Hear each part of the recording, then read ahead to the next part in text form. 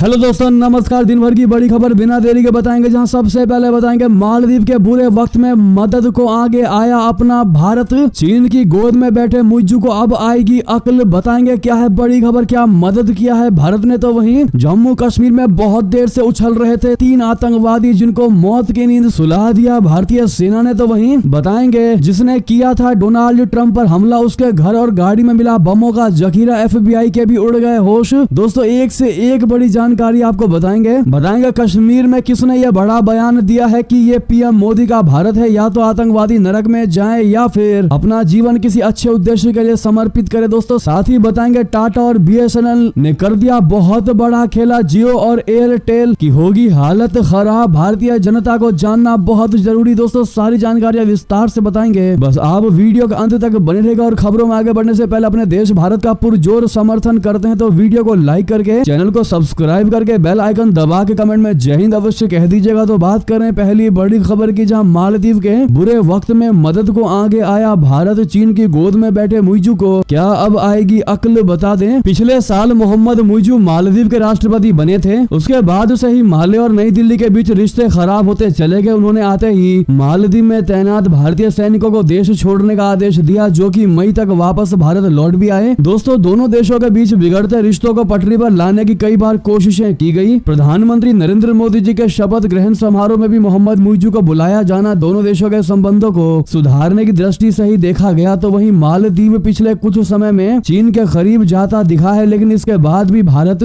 मालदीव के बुरे वक्त में उसका साथ छोड़ता दिखाई नहीं दे रहा, उसके साथ इवन खड़ा है। भारत ने मालदीव को ताजे फल, सब्जियां, प्याज, अंडे आदि भिजवाए हैं। भारत से 150 टन कच्चे खाद्य पदार्थों की पहली खेप मालदीव के दक्षिणी बंदरगाह अड्डू पहुंची है। स्थानीय मीडिया रिपोर्ट के मुताबिक इससे दक्षिणी द्वीपों में आयात की लागत और जटिलता कम हो जाएगी। ताजे फल, सब्जियां, प्याज, लहसुन और अंडे लेकर एक भारतीय जहाज तूतीकोरिन बंदरगाह से रवाना हुआ और बुधवार देर रात मालदीव के सबसे दक्षिणी द्वीप अड्डू के हिताधु बंदरगाह पर पहुंचा। भारतीय मालवाहक जहाज के आगमन से मालदीव पोर्ट्स लिमिटेड द्वारा तमिलनाडु के तूतीकोरिन बंदरगाह से अड्डू के हिताधु बंदरगाह तक सीधा जहाज मार्ग भी खुल गया। बता दें कि भारत और मालदीव के रिश्ते खराब होने की वजह से द्वीप देश को तगड़ा झटका लगा है। भारत से हर साल पहले बड़ी संख्या में पर्यटक मालदीव पहुंचते थे, लेकिन इस साल आंकड़ों में भारी मात्रा में कमी आई है। लगभग हर महीने भारत से मालदीव पहुंचने वाले पर्यटक घटे हैं, जिसकी वजह से उसे आर्थिक नुकसान भी उठाना पड़ा है। जी हाँ, वैसे में मालदीव के बुरे वक्त में भारत ने फिर एक बार मदद करके बता दिया है कि अभी भी वक्त है, मालदीव सुधर जाओ और भारत के साथ भारत को अकड़ दिखाने की आवश्यकता नहीं। बहरहाल आप क्या जवाब देना चाहेंगे दोस्तों? क्या भारत ने मालदीव में फल सब्जियां भेज करके क्या सही कदम उठाया है या फिर नहीं, बताना मत भूलेगा। तो वहीं बता दें, जम्मू कश्मीर से बहुत बड़ी खबर, LOC पर घुसपैठ की बड़ी कोशिश नाकाम। सेना ने 3 आतंकवादियों को कर दिया ऑन द स्पॉट ढेर। जी हां, जम्मू कश्मीर में एक बार फिर सेना ने आतंकियों की घुसपैठ की कोशिश को नाकाम करते हुए कड़ा जवाब दिया है। सेना ने कुपवाड़ा में मुठभेड़ के दौरान 3 आतंकवादियों को ढेर कर दिया। पिछले कुछ दिनों से जम्मू कश्मीर में आतंकी घटनाओं को देखते हुए सेना ने कई इलाकों में सर्च अभियान शुरू किया है। इस कुपवाड़ा में बड़ा एक्शन लिया गया। सेना के साथ मुठभेड़ के दौरान 3 आतंकवादी मारे गए हैं। इस बीच आगे की कार्रवाई जारी है। इलाके में सेना ने अभियान तेज कर दिया है। सेना ने पिछले एक हफ्ते में करीब 10 आतंकवादियों को ढेर किया है। दरअसल जम्मू के कठुआ में सेना की गाड़ी पर घात लगाकर किए गए हमले के बाद जम्मू कश्मीर के विभिन्न इलाकों में सेना सर्च ऑपरेशन चला रही है। लेकिन ऐसे में सबसे बड़ा सवाल दोस्तों यही है कि क्या भारत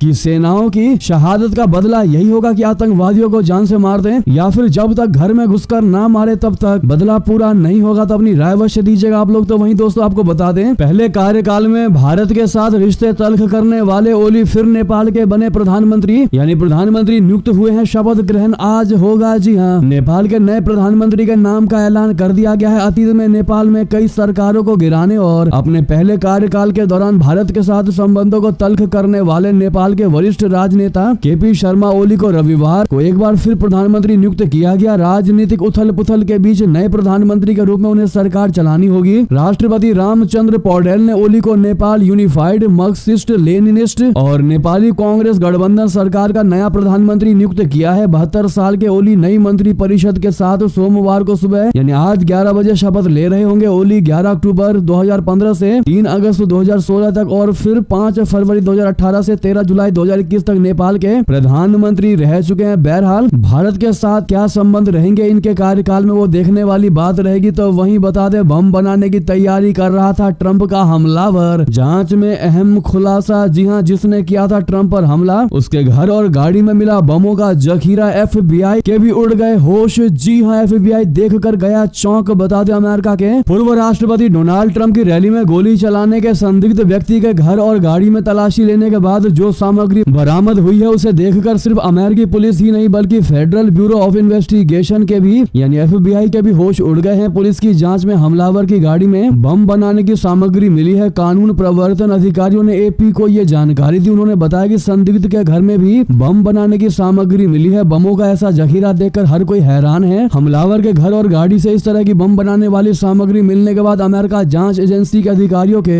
होश फाख्ते हो गए हैं। सार्वजनिक रूप से इस विषय पर बोलने का अधिकार नहीं रखने वाले 2 अधिकारियों ने नाम जाहिर न होने की शर्त पर हमलावर के घर से बरामद सामग्रियों का ब्यौरा दिया है दोस्तों, जो कि वाकई में चौंकाने वाला है। वैसे में इसके कहां तार जुड़े हुए हैं इसकी जांच चल रही है, लेकिन आपको बता दें इस हमलावर के तार ब्लैक रॉक से जुड़े थे और रशिया यूक्रेन युद्ध से भी कनेक्शन निकल कर आया है सामने। बताया जा रहा है कि वो थॉमस कुक्स ब्लैक रॉक से जुड़ा था और यूक्रेन के सपोर्ट में ब्लैक रॉक की बड़ी भूमिका है, जबकि ट्रंप यूक्रेन के खिलाफ माने जाते हैं। दोस्तों बता दें ट्रंप ने हमले के बाद अमेरिकी जनता को दिया संदेश, कहा भगवान ने ही उनको कुछ भी होने से रोक लिया। यानी कि आज जो डोनाल्ड ट्रंप जिंदा है वो मान रहे हैं कि भगवान ने ही उनको बचाया। तो वहीं बता दें ट्रंप हमले को लेकर बैक फुट पर राष्ट्रपति जो बाइडेन पहले निंदा की, अब राष्ट्र को करेंगे संबोधित। बता दें अमेरिकी राष्ट्रपति जो बाइडेन अपने पूर्ववर्ती डोनाल्ड ट्रंप की रैली में गोलीबारी के संबंध में सिचुएशन रूम ब्रीफिंग के बाद रविवार दोपहर राष्ट्र को संबोधित करेंगे। गृह विभाग, सुरक्षा और कानून लागू करने वाली एजेंसियों के अधिकारियों द्वारा बाइडेन को घटना के बारे में जानकारी दिए जाने के बाद राष्ट्रपति के संबोधन की घोषणा हुई है। राष्ट्रपति कार्यालय ने लोगों से एकजुटता बनाए रखने का आह्वान करते हुए ट्रंप पर हमले की निंदा की। तो वहीं आपको बता दें कश्मीर में बोले गृह राज्य मंत्री नित्यानंद राय, कहा यह PM मोदी का भारत है, या तो आतंकवादी नरक में जाए या फिर किसी अच्छे उद्देश्य के लिए अपना जीवन समर्पित करें। जी हाँ, केंद्रीय गृह राज्य मंत्री नित्यानंद राय ने रविवार को कहा कि प्रधानमंत्री मोदी जी के नेतृत्व में देश आतंकवाद के प्रति जीरो टॉलरेंस की नीति के साथ चल रहा है। उन्होंने कहा कि यह PM मोदी का भारत है, या तो आप आतंकवादी नरक में जाएंगे या आपको जमीन से 7 फीट नीचे दफना दिया जाएगा, या आप खुद चुने कि आपको क्या स्वीकार है, या तो आप भारत की जेल में जाएं या अपना जीवन किसी अच्छे उद्देश्य के लिए समर्पित करें। भारत अब आतंकवाद के प्रति जीरो टॉलरेंस की नीति के साथ चल रहा है। बता दें नित्यानंद राय का बयान ऐसे वक्त में आया है जब कुपवाड़ा में नियंत्रण रेखा पर घुसपैठ विरोधी अभियान के दौरान भारतीय सेना ने 3 आतंकवादियों को मार गिराया। जी हाँ दोस्तों, तो वहीं आपको बता दें फूटने वाला है जनसंख्या बम, आबादी को संभालना हो जाएगा मुश्किल। संयुक्त राष्ट्र की इस रिपोर्ट ने पूरी दुनिया को चौंका दिया। आपको बता दें संयुक्त राष्ट्र की एक नई रिपोर्ट में गुरुवार को कहा गया है कि अगले दशकों में विश्व की जनसंख्या में 2 बिलियन से अधिक की वृद्धि होने की उम्मीद है। रिपोर्ट में बताया गया है कि 2080 के दशक में यह लगभग 10.3 बिलियन के शिखर पर पहुंच जाएगी, जो एक दशक पहले की तुलना में एक बड़ा बदलाव है। विश्व जनसंख्या दिवस पर जारी की गई इस रिपोर्ट में कहा गया है कि सदी के अंत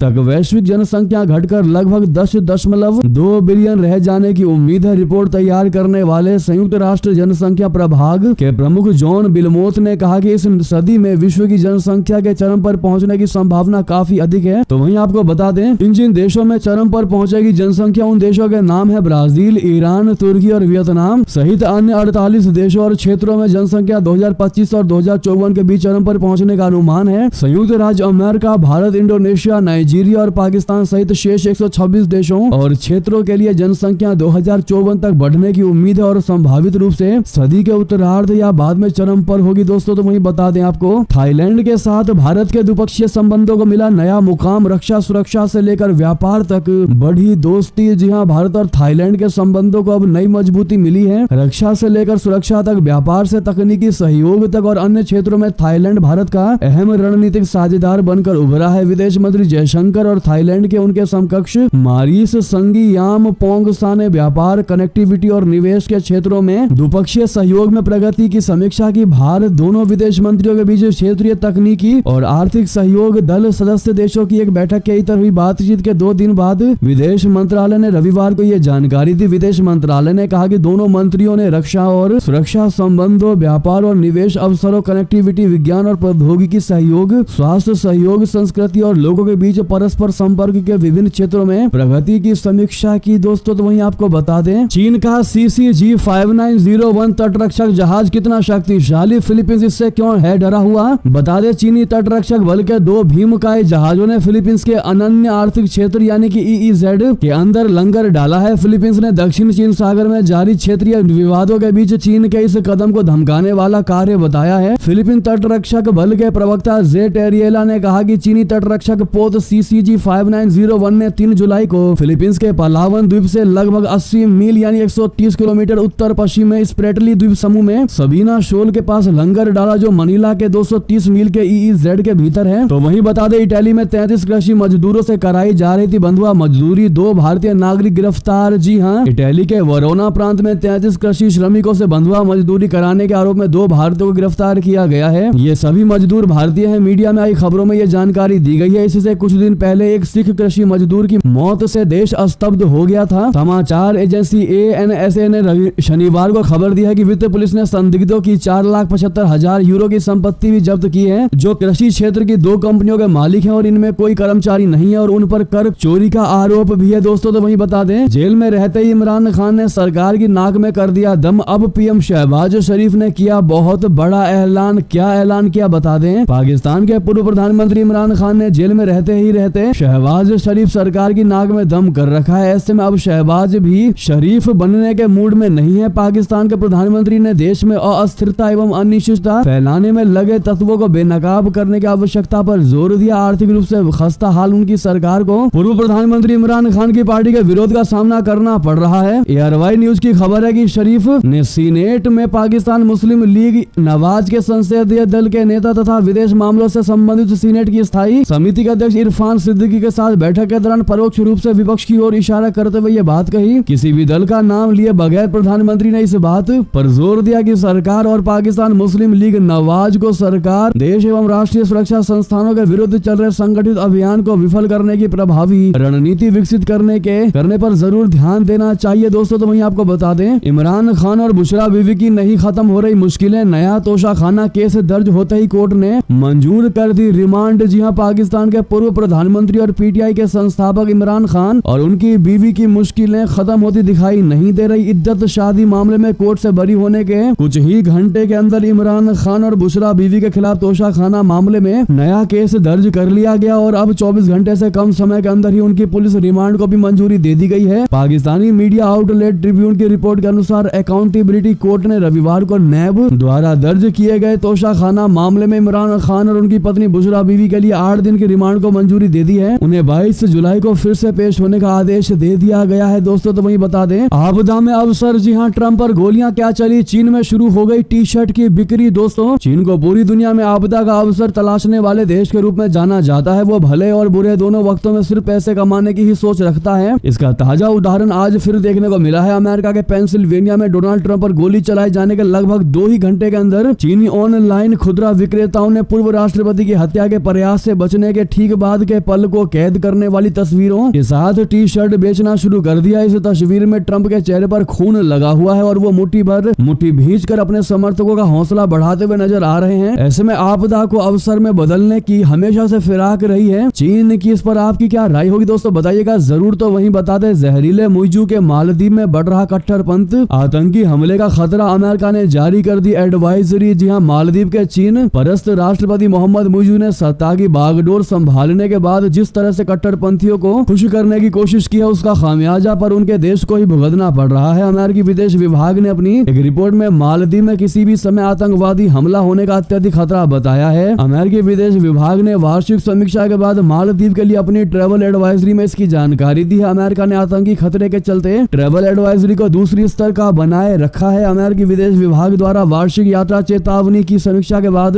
अमेरिकी नागरिकों को मालदीव की यात्रा के दौरान सावधानी बरतने की सलाह भी दी गई है। दोस्तों तो वहीं बता दें गोलियों की तड़तड़ाहट से फिर कांपा एक बार अमेरिका। अल्बामा के बर्मिंघम में नाइट क्लब में फायरिंग, 7 की मौत की खबर है। जी हां, अमेरिका के अल्बामा राज्य के बर्मिंघम में एक नाइट क्लब में हुई गोलीबारी में कम से कम 7 लोगों की मौत की खबर है। बर्मिंघम पुलिस के अनुसार इस घटना में 9 लोग घायल भी हुए हैं। सभी घायलों का इलाज जारी है, जिसमें से कई की हालत गंभीर है। बर्मिंघम पुलिस डिपार्टमेंट के अनुसार पुलिस अधिकारी इन लोगों को गोली लगने की सूचना पर रात 11:08 पर 27वीं स्ट्रीट नॉर्थ के 3400 ब्लॉक में एक नाइट क्लब में पहुंचने पर अधिकारियों ने कई लोगों को गोली लगने से घायल होते हुए देखा तो वहीं बता दें दक्षिणी गाजा में इजराइल में किए बड़े हमले समेत बच्चों समेत 90 लोगों की मौत की बड़ी खबर। 300 लोग हुए घायल। जी हां, इजराइल ने शनिवार को कहा कि उसने दक्षिणी गाजा पट्टी में एक बड़े आतंकी हमले में हमास के एक सैन्य कमांडर को निशाना बनाया है। हालांकि स्थानीय स्वास्थ्य अधिकारियों का कहना है कि इस हमले में बच्चों सहित कम से कम 90 लोग मारे गए हैं। हमास ने इजराइल के इस दावे को खारिज कर दिया है कि उसका सैन्य कमांडर मोहम्मद दीफ उस क्षेत्र में था जहां इजरायली हमला हुआ था। इजरायली प्रधानमंत्री बेंजामिन नेतन्याहू ने संवाददाता से कहा कि ये अभी पूरी तरह से स्पष्ट नहीं है कि दीफ और हमास के दूसरे कमांडर राफा सलामा की इस हमले में मौत हो गई हो। दोस्तों तो वहीं बता दें प्रधानमंत्री नरेंद्र मोदी जी को बहुत बड़ी उपलब्धि हुई हासिल। एक्स पर पार किया 100 मिलियन फॉलोवर का आंकड़ा। जी हां दोस्तों, प्रधानमंत्री नरेंद्र मोदी जी ने रविवार को बड़ी उपलब्धि हासिल की है। पीएम मोदी ने सोशल मीडिया प्लेटफॉर्म एक्स पर 100 मिलियन फॉलोवर्स को आंकड़ा पार कर लिया है। पिछले 3 साल में प्रधानमंत्री नरेंद्र मोदी जी के एक्स अकाउंट पर तेजी से फॉलोवर्स बढ़े हैं। सिर्फ 3 साल में ही 30 मिलियन यूजर्स प्रधानमंत्री मोदी के अकाउंट से जुड़े हैं। देश ही नहीं बल्कि दुनिया भर के नेताओं से एक्स पर फॉलोवर के मामले में पीएम मोदी कहीं आगे हैं। अमेरिकी राष्ट्रपति जो बाइडेन को 38.1 मिलियन यूजर्स फॉलो करते हैं। भारत की बात करें तो नेता विपक्ष और कांग्रेस सांसद राहुल गांधी की तुलना में भी प्रधानमंत्री मोदी जी के फॉलोवर्स बहुत ज्यादा हैं। एक्स पर राहुल गांधी के फॉलोवर्स की संख्या 26.4 मिलियन है, जबकि दिल्ली के मुख्यमंत्री अरविंद केजरीवाल को 27.5 मिलियन, समाजवादी पार्टी प्रमुख अखिलेश यादव को 19.9 मिलियन यूजर्स एक्स पर फॉलो करते हैं। ऐसे में प्रधानमंत्री नरेंद्र मोदी जी इन सब के आस पास भी नहीं दोस्तों, इनसे आगे निकल चुके हैं पीएम मोदी जी। इस पर आपका क्या कहना है कमेंट में बताना मत भूलिएगा। तो वहीं बता दें उत्तर कोरिया ने दक्षिण कोरिया का टीवी शो देखने के लिए 30 स्कूली छात्रों की हत्या की रिपोर्ट में बड़ा दावा। दोस्तों उत्तर कोरिया ने कथित तौर पर 30 नाबालिग छात्रों की सामूहिक रूप से हत्या कर दी क्योंकि उन्होंने दक्षिण कोरिया का टीवी शो देखा था। दक्षिण कोरिया के दैनिक समाचार पत्र जोआंग डांग डेली ने यह खबर अपनी जानकारी में दी है। स्थानीय केबल टीवी चैनल जोसून ने दक्षिण कोरिया सरकार के एक अधिकारी का हवाला देते हुए बताया है कि उत्तर कोरियाई अधिकारियों ने पिछले हफ्ते माध्यमिक विद्यालय के छात्र को सार्वजनिक रूप से गोली मार दी। दोस्तों तो वहीं बता दें आरएसएस के महिला संगठन ने संविधान हत्या दिवस मनाए जाने का किया स्वागत। नागपुर में पारित किया प्रस्ताव। जी हां, राष्ट्रीय स्वयं सेवक संघ यानी आरएसएस की महिला सहयोगी संगठन राष्ट्रीय सेविका समिति की प्रतिनिधि सभा की बैठक में राष्ट्र सर्वोपरि विषय पर प्रस्ताव पारित किया गया। 25 जून को संविधान हत्या दिवस मनाने के केंद्र सरकार के निर्णय का स्वागत किया गया। साथ ही इसको लेकर नागपुर में एक प्रस्ताव भी पारित किया गया। आरएसएस की महिला सहयोगी संगठन राष्ट्र सेविका समिति की प्रमुख संचालिका शताका ने नागपुर में कहा कि राष्ट्र हित को सर्वोपरि मानकर प्रत्येक व्यक्ति को नागरिक कर्तव्यों का पालन करना आवश्यक है। सभी प्रकार की समस्याओं का निराकरण करने के लिए हमें संकल्पबद्ध समाज का निर्माण करना है और ये करने के लिए अपना कार्य बढ़ाना है। दोस्तों तो वहीं बता दें कार्य समिति में गरजे योगी आदित्यनाथ जी। कहा पहले मुहर्रम में खाली हो जाती थी सड़कें, ताजिया पर उखाड़े जाते थे पोल। बता दें लोकसभा चुनाव के नतीजों के बाद समीक्षा का दौर जारी है। इसी कड़ी में रविवार को उत्तर प्रदेश की राजधानी लखनऊ में बीजेपी प्रदेश कार्य समिति की बैठक हो रही है। बैठक के दौरान बीजेपी प्रदेश अध्यक्ष भूपेंद्र चौधरी ने कांग्रेस पर जुबानी हमला बोला तो वहीं सीएम योगी आदित्यनाथ ने भी बैठक को संबोधित किया। उन्होंने केंद्र और राज्य सरकार के कामों का बखान करते हुए बीजेपी कार्यकर्ताओं में जोश भरा। सीएम ने विपक्ष पर करारा हमला बोलते हुए वर्तमान में यूपी में सुशासन की बात कही। तो वहीं बता दें बीजेपी ने समाजवादी पार्टी सुप्रीमो को दे दी बड़ी नसीहत। कहा अखिलेश जी सावधान रहें। साथ में कांग्रेस को लेकर भी कह दी बात। दरअसल सीएम योगी आदित्यनाथ से लेकर पार्टी के राष्ट्रीय अध्यक्ष जेपी नड्डा, यूपी चीफ भूपेंद्र चौधरी समेत यूपी बीजेपी के सभी सांसद और विधायक मौजूद रहे। भाजपा अध्यक्ष भूपेंद्र चौधरी ने अखिलेश यादव को सावधान रहने की सलाह देते हुए कहा कि कांग्रेस पार्टी की नजर आपके वोट बैंक पर है, वो भस्मासुर है और आपके मुस्लिम वोट बैंक पर उनकी नजर है। इसी के साथ यूपी बीजेपी चीफ ने एक बार फिर से कार्यकर्ताओं के सम्मान की बात कही। दोस्तों तो वहीं बता दें लोकसभा में कांग्रेस के उपनेता होंगे गौरव गोगोई। स्पीकर चुनाव लड़ने वाले के सुरेश को भी जिम्मेदारी। जी हां, कांग्रेस के गौरव गोगोई लोकसभा में पार्टी के उपनेता होंगे और इस निर्णय के बारे में एक पत्र अध्यक्ष ओम बिरला को भेजा गया है। अखिल भारतीय कांग्रेस कमेटी के संगठन महासचिव के.सी. वेणुगोपाल ने एक्स पर एक पोस्ट में बताया है कि कांग्रेस के संसदीय दल की अध्यक्ष सोनिया गांधी ने लोकसभा अध्यक्ष बिरला को पत्र लिखकर उन्हें संसद के निचले सदन में कांग्रेस के उपनेता, मुख्य सचेतक और 2 सचेतक नियुक्त किए जाने के बारे में जानकारी दी है। उन्होंने बताया कि गोगोई लोकसभा में पार्टी के उपनेता होंगे जबकि केरल से 8 बार के सांसद के सुरेश पार्टी के मुख्य सचेतक होंगे।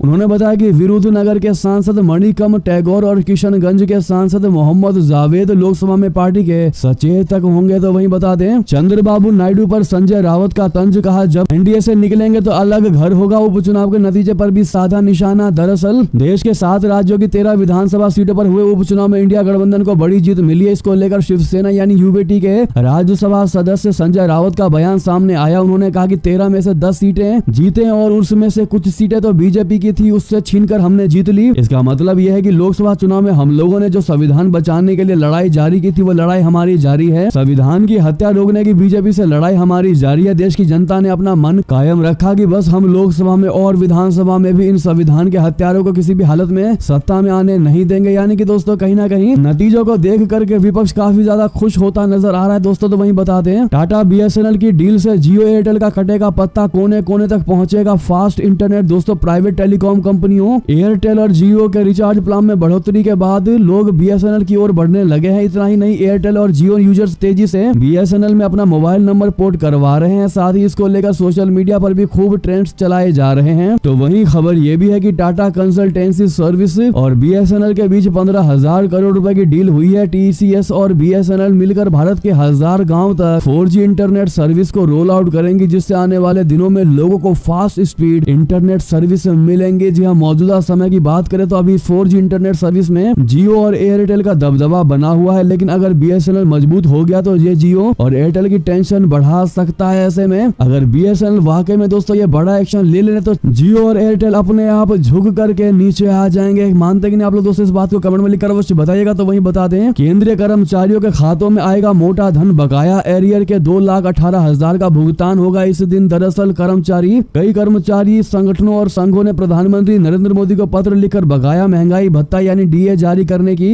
अपील की है। सवाल उठता है कि क्या केंद्रीय कर्मचारियों और पेंशन भोगियों को कोरोना महामारी से पहले निलंबित इन 18 महीने का डियरनेस अलाउंस एरियर मिलेगा? कई कर्मचारी संगठनों और संघों ने प्रधानमंत्री नरेंद्र मोदी को पत्र लिखकर बकाया महंगाई भत्ता यानी डीए जारी करने की अपील की है दोस्तों। तो वहीं आपको बता दें ये थी की सारी बड़ी खबरें। आपको हमारी खबर कैसी लगी? आशा करता हूँ बहुत अच्छी लगी होगी। थोड़ी भी अच्छी लगी तो वीडियो को लाइक करके चैनल को सब्सक्राइब करके बेल आइकन दबा के कमेंट में जय हिंद अवश्य कह दीजिएगा। मिलते अगली बड़ी खबर में आप सभी का बहुत बहुत धन्यवाद। जय हिंद, जय भारत।